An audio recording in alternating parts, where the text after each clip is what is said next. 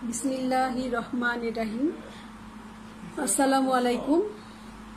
आमी सालमा खातुन, सहकारी अध्यापक, भूगोल और परिवेश विभाग, सरकारी शहीद सोहरावर्दी कलेज, ढाका। सुप्रिय प्रथम बर्षेर छात्र छात्रीरा, तोमरा सकले केमन आछो? आशा करी এই দুর্যোগের মাঝে সকলেই আল্লাহর রহমতে অনেক ভালো আছো। আজ অনেক দিন হয় এই বৈশ্বিক দুর্যোগের কারণে তোমাদের সাথে ক্লাসে দেখা হয় না। এই কারণে তোমরা অনেক দূর পিছিয়ে যাচ্ছ পড়ালেখায়। আমি সেজন্য চেষ্টা করছি তোমাদের কিছু ক্লাস পর্যায়ক্রমে নেওয়ার জন্য।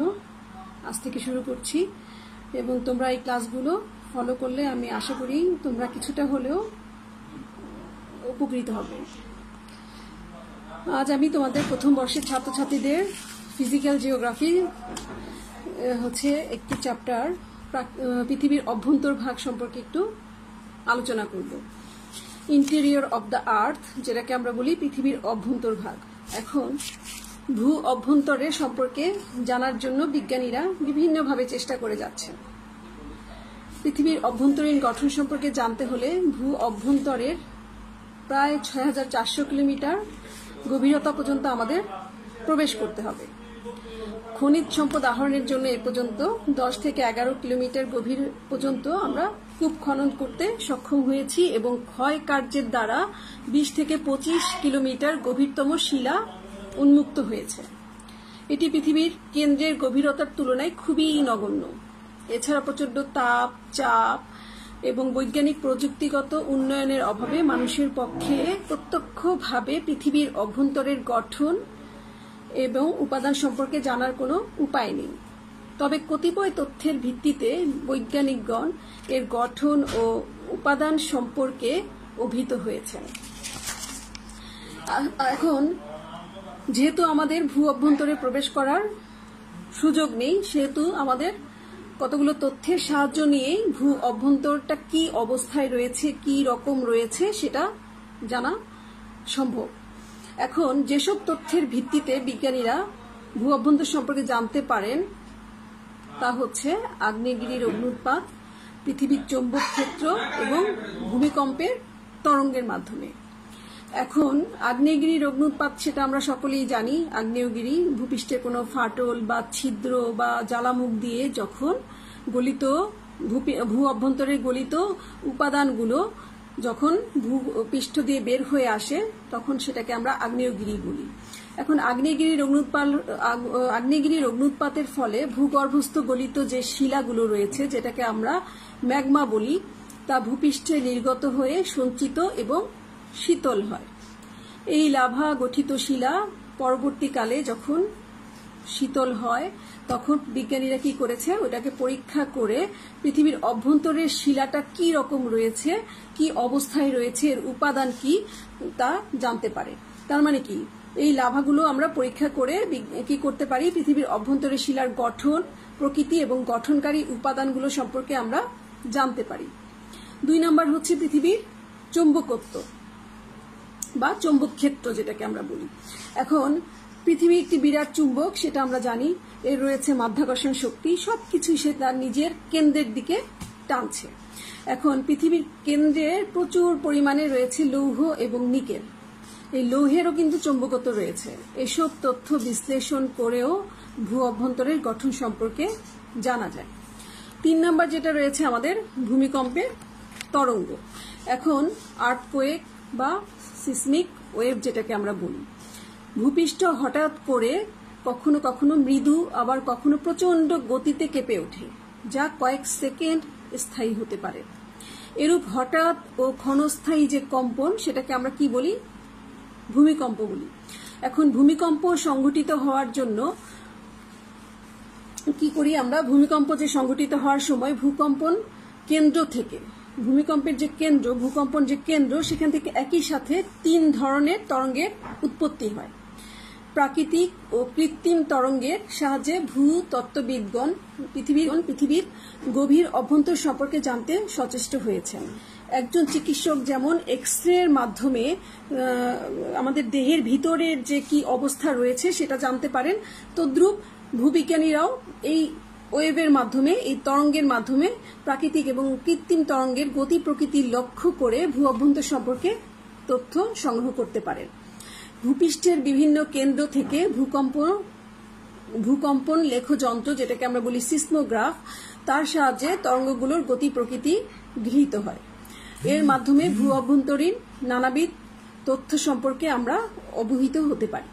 তার মানে কি, আমরা 3 ধরনের উপাত্তের সাহায্যে ভূ অভ্যন্তর সম্পর্কে জানতে পারি। যেহেতু আমাদের ভূ অভ্যন্তরে প্রবেশ করার কোনো সুযোগ নেই, সেই উৎসগুলো হচ্ছে, 1 নাম্বার হচ্ছে আমাদের কি, আগ্নেয়গিরির অগ্ন্যুৎপাত, পৃথিবীর চৌম্বক ক্ষেত্র, এবং তৃতীয়ত হচ্ছে ভূকম্পন তরঙ্গ।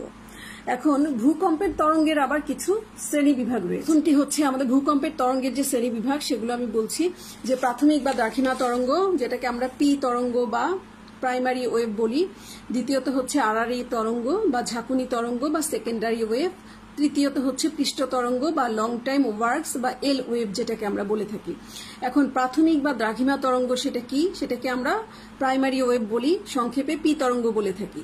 এটি সবচেয়ে দ্রুত গতি সম্পন্ন একটি তরঙ্গ। পৃথিবীর অভ্যন্তরে শিলারাশি ভেদ করে প্রতি সেকেন্ডে এটি 5 থেকে 8 কিলোমিটার বেগে অগ্রসর হয়। এটি তরল অপেক্ষা কঠিন বস্তুর মধ্য দিয়ে অধিক দ্রুত বেগে চলতে পারে, কিন্তু অন্তঃস্থ তরলের মধ্য দিয়ে যখন অগ্রসর হওয়ার সময় এর গতিবেগ অনেকটা শিথিল হয়ে পড়ে। এটি শিলা থেকে সাগর বা হ্রদের পানি অথবা বায়ুমণ্ডলেও প্রবেশ করতে পারে। তার মানে কি, প্রাথমিক তরঙ্গটা কি করে, আমাদের বায়ুমণ্ডল, শিলামণ্ডল, বায়ুমণ্ডল 3 জায়গায় প্রবেশ করতে পারে। আর কঠিন পদার্থের মধ্য দিয়ে দ্রুত বেগে যেতে পারে। যখন তরলের কাছাকাছি আসে বা তরল পদার্থের মধ্য দিয়ে প্রবাহিত হয়, তখন এর গতি কিছুটা শিথিল হয়ে পড়ে। দ্বিতীয়ত আমরা যে জিনিসটার কথা বলেছি, যে তরঙ্গটার কথা বলেছি, সেটা হচ্ছে আড়াআড়ি তরঙ্গ বা ঝাঁকুনি তরঙ্গ, বা আমরা এটাকে বলি এস তরঙ্গ। এখন সেটি কি, এটি সমকোণে প্রবাহিত হয় বলে বেশি দূর বা দ্রুত গতিতে যেতে পারে না। এটি প্রতি সেকেন্ডে এই তরঙ্গটি 3 থেকে 5 কিলোমিটার বেগে অগ্রসর হয়। এটি কেবলমাত্র তরল বা গ্যাসীয় পদার্থের মধ্য দিয়ে অগ্রসর হতে পারে, কঠিন পদার্থের মধ্য দিয়ে এটি প্রবেশ করতে পারে না। তাহলে আমরা দেখলাম যে এস তরঙ্গটা কি, এস তরঙ্গটা হচ্ছে আমাদের পি তরঙ্গের চেয়ে এটা এস তরঙ্গটা কিছুটা ধীর গতিতে প্রবাহিত হয়। প্রতি সেকেন্ডে এর গতিবেগ কিছুটা কম, 3 থেকে 5 কিলোমিটার বেগে এটি অগ্রসর হয়। কেবলমাত্র তরল পদার্থের মধ্যে দিয়ে বা বায়বীয় পদার্থের বা গ্যাসীয় পদার্থের মধ্যে দিয়ে এটি প্রবেশ করতে পারে, কঠিন বস্তু বা কঠিন পদার্থের মধ্যে দিয়ে এটি প্রবেশ করতে পারে না। 3 নম্বর হচ্ছে আমাদের পৃষ্ঠ তরঙ্গ বা লং টাইম ওয়ার্কস বা এল ওয়েভ।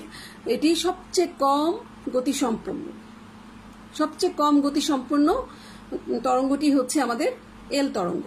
এটি প্রতি সেকেন্ডে 3 থেকে 4 কিলোমিটার বেগে অগ্রসর হয়। এর গতিবেগ দীর্ঘ সময় ধরে অতিক্রম করে বলে একে আমরা লং টাইম ওয়ার্কস বা এল তরঙ্গ বলে থাকি।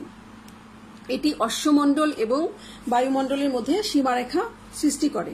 এটি কেবলমাত্র পৃথিবীর উপরিভাগ দিয়ে শিলামণ্ডলের সাথে ক্ষুদ্র কোণে প্রবাহিত হয়। এই তরঙ্গ দৈর্ঘ্যের পরিমাণ সবচেয়ে বেশি থাকে। তবে ভূকম্পের ফলে ভূপ্রকৃতিতে যে ক্ষতিকর ঘটনাগুলো ঘটে, সেটা এই এল তরঙ্গের জন্যই ঘটে থাকে। আর ভূমিকম্প লিখ যন্ত্র, যেটার নাম আমরা বলেছি সিসমোগ্রাফ, এটা তোমরা মনে রাখবে। এখন আমি তোমাদেরকে যে জিনিসটা পড়াবো সেটা হচ্ছে লিথোস্ফিয়ার অর ক্রাস্ট অথবা পৃথিবীর অভ্যন্তরীণ গঠন সম্পর্কে। এখন ভূপৃষ্ঠে বহু সক্রিয় বা জীবন্ত আগ্নেয়গিরি রয়েছে, যেটা আমরা মাঝে মাঝেই দেখি যে ফুটন্ত লাভা বেরিয়ে আসছে তা থেকে। এ থেকে প্রমাণিত হয় যে পৃথিবীর অভ্যন্তরভাগ এখনো প্রচণ্ড উত্তপ্ত অবস্থায় রয়েছে। আমরা জানি সৃষ্টির আদিকালে পৃথিবী প্রায় অগ্নিময় অবস্থায় ছিল, তারপর ধীরে ধীরে তাপ বিকিরণ করে ঠান্ডা হয়ে বর্তমান অবস্থায় এসছে। পৃষ্ঠদেশ ঠান্ডা হয়ে জমাট বাঁধলেও পৃথিবীর ভেতরটা কিন্তু এখনো প্রচণ্ড উত্তপ্ত এবং প্রায় অগ্নিময় অবস্থায় আছে। ফুটন্ত দুধ ঠান্ডা করলে দুধের ওপরে যেমন পুরো একটা স্বর পড়ে এবং তলায় যে দুধটুকু থাকে তা যেমন গরম থাকে, তেমনি পৃথিবীর গায়েও স্বরের মতো শুধু একটি শক্ত আবরণের সৃষ্টি হয়েছে। আর এর নিচে রয়েছে পৃথিবী। পৃথিবী যখন উত্তপ্ত তরল অবস্থায় ছিল, তখন স্বাভাবিক নিয়মেই পৃথিবীর গঠনকারী উপাদানের মধ্যে ভার বা ওজন অনুসারে স্থান বিনিময় হয়। ভারী যে কণাগুলো ছিল সেগুলো বেশি মাধ্যাকর্ষণের জন্য পৃথিবীর কেন্দ্রে গিয়ে জমা হয়, যেমন লোহা এবং নিকেল। আর অ্যালুমিনিয়াম, সিলিকা প্রভৃতি যে হালকা উপাদানগুলো ক্রমশ ওপরের দিকে ভেসে ওঠে, এজন্যই উপাদানগুলো ভূত্বক থেকে ক্রমশ কেন্দ্রের দিকে বিভিন্ন পদার্থের ঘনত্ব বেড়ে যায় এবং পৃথিবীর অভ্যন্তরভাগে পেঁয়াজের খোসার মতো 3টি স্তরে গঠিত হয়েছে। সেগুলো কি? একটা হচ্ছে ভূত্বক বা অশ্বমণ্ডল, 2 নম্বর হচ্ছে গুরুমণ্ডল, আর 3 নম্বর হচ্ছে আমাদের কেন্দ্রমণ্ডল। এই 3টা মণ্ডলের সমন্বয়ে আমাদের পৃথিবীর অভ্যন্তরভাগ বা পুরো পৃথিবীটাই গঠিত হয়েছে। তাহলে কি কি জিনিস পেলাম? 3টা স্তর কি কি? একটা হচ্ছে অশ্বমণ্ডল বা ভূত্বক, 2 নম্বর হচ্ছে আমাদের গুরুমণ্ডল, আর একটা হচ্ছে আমাদের কেন্দ্রমণ্ডল। এখন আমরা অশ্বমণ্ডল বা ভূত্বক সম্পর্কে একটু জানব। ভূত্বক কি?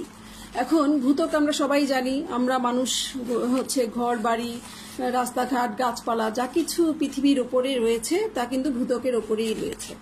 এখন ভূত্বক কি? পৃথিবীর উপরিভাগের যে শক্ত আবরণ, যে পাতলা আবরণ, যে শিলাস্তর শামুকের খোলার মতো পৃথিবীকে ঘিরে আছে, তাকে বলে ভূত্বক। এখন শিলা দিয়ে গঠিত বলে ভূত্বকের আরেক নাম হয়েছে অশ্বমণ্ডল। অশ্ব মানে হচ্ছে শিলা, এজন্য একে শিলামণ্ডলও বলা হয়ে থাকে। এখন সবার উপরে থাকার জন্য একমাত্র পৃথিবীর এই অংশটি ঠান্ডা হয়ে জমাট বেঁধে কঠিন শিলায় গঠিত হয়েছে। তাই ভূত্বকের ঠিক নিচেই রয়েছে উত্তপ্ত গলিত পৃথিবী, যাকে বলে ম্যান্টল বা গুরুমণ্ডল, এবং এর নিচে রয়েছে কেন্দ্রমণ্ডল। এখন তাপ বিকিরণ করে জমাট বাঁধার সময় ভূত্বক কিছুটা কি হয়? কুঁচকে যায়, এবং এই কোঁচকানো ভূত্বকের কিছু নিচু অংশগুলোতে পানি জমে সৃষ্টি হয়েছে বায়ুমণ্ডল, যেটাকে বায়ুমণ্ডল বলতে আমরা বুঝি সাগর, মহাসাগর এগুলোকে। আর উঁচু এলাকাগুলোতে কি হয়েছে? স্থলভাগ গঠন করেছে। এখন আমরা পড়ব অশ্বমণ্ডল বা ভূত্বক বা লিথোস্ফিয়ার। অশ্বমণ্ডলকে আমরা লিথোস্ফিয়ারও বলে থাকি, কারণ লিথোস শব্দের অর্থ হচ্ছে শিলা, এর জন্য একে শিলামণ্ডল বা অশ্বমণ্ডল আমরা বলতে পারি। এটি ভূ অভ্যন্তরের সবচেয়ে উপরের স্তর। এই স্তরটি 40 কিলোমিটার পুরু হলেও মহাদেশের নিচে এর পুরুত্ব সবচেয়ে বেশি, 35 কিলোমিটার, আর সমুদ্রের তলদেশে এর পুরুত্ব সবচেয়ে কম, 5 কিলোমিটার। অশ্বমণ্ডল পৃথিবীর প্রকৃত বহিরাবরণ। এখানে নিচ থেকে উপরের দিকে ক্রমশ ভারী থেকে হালকা শিলা গঠিত হয়েছে। স্তরের বৈশিষ্ট্যগুলো হচ্ছে aluminium, silica, magnesium, quartz, feldspar, granite প্রভৃতি হালকা উপাদানে এটি গঠিত। সব জায়গায় এর গভীরতা সমান নয়। স্থলভাগে 10 থেকে 70 কিলোমিটার গড়ে এবং মহাসাগরের নিচে মাত্র 6 কিলোমিটার গভীর। আপেক্ষিক গুরুত্ব এটির গড়ে প্রায় 2 থেকে 3, অর্থাৎ পানির চেয়ে 2 থেকে 3 গুণ ভারী। তারপরে ঘনত্বের চাপ যদি ভূত্বকের বলি, তাহলে স্থলভাগে প্রতি ঘনমিটারে 2700 কিলোগ্রাম এবং মহাসাগরীয় ভূত্বকে 3000 কিলোগ্রাম। তাপমাত্রা গুরুমণ্ডল ও কেন্দ্রমণ্ডলের তুলনায় তাপমাত্রা কিছুটা কম, যেহেতু এটি বাহিরে রয়েছে। অশ্বমণ্ডলের নিচের দিকে প্রতি কিলোমিটারে 30 ডিগ্রি সেলসিয়াস তাপমাত্রা বৃদ্ধি পায়। সেই হিসাবে 30 কিলোমিটার গভীরতায় তাপমাত্রা 80 ডিগ্রি সেলসিয়াস। তারপর শিলা স্তর যদি বলি ভূত্বকের, এই স্তরে 3 ধরনের শিলা স্তর রয়েছে। একটা হচ্ছে আগ্নেয় শিলা স্তর, দ্বিতীয়টি হচ্ছে পাললিক শিলা স্তর এবং তৃতীয়টি হচ্ছে রূপান্তরিত শিলা স্তর। অশ্বমণ্ডলের শিলা স্তরকে আবার দুটো ভাগে আমরা ভাগ করতে পারি, সেটা হচ্ছে একটা সিয়াল আর একটা হচ্ছে সীমা। সিয়ালটা হচ্ছে স্থলভাগের শিলা স্তর, যেটাকে আমরা বলি ভূত্বকের একেবারে উপরের যে স্তর। এখানে সিলিকা এবং অ্যালুমিনিয়ামের পরিমাণ অনেক বেশি থাকায় সিলিকার SI এবং অ্যালুমিনিয়ামের AL যুক্ত হয়ে এটার নাম হয়েছে সিয়াল, তাই একে সিয়াল স্তরও আমরা বলে থাকি। গ্রানাইট জাতীয় শিলা, আগ্নেয় শিলা এখানে অনেক বেশি দেখা যায়। আর ভারী শিলা স্তর বা সীমা যেটাকে আমরা বলছি, সেটা ভূত্বকের নিচে অর্থাৎ মহাসাগরের তলদেশে আমরা এই ধরনের শিলা দেখতে পাই।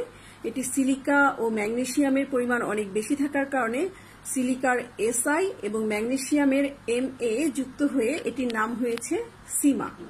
এটি অপেক্ষাকৃত ভারী শিলা, তাই এর নাম হয়েছে সীমা, এবং এর মধ্যে গাঢ় রঙের ব্যাসল্ট শিলা আমরা দেখতে পাই।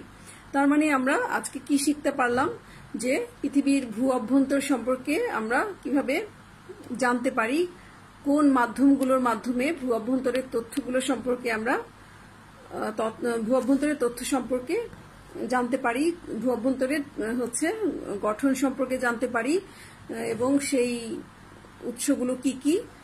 এছাড়া আমরা জানতে পেরেছি ভূত্বক কি এবং ভূ অভ্যন্তরকে কয়টি স্তরে ভাগ করা হয়েছে। আজ আমরা এ পর্যন্তই পড়লাম।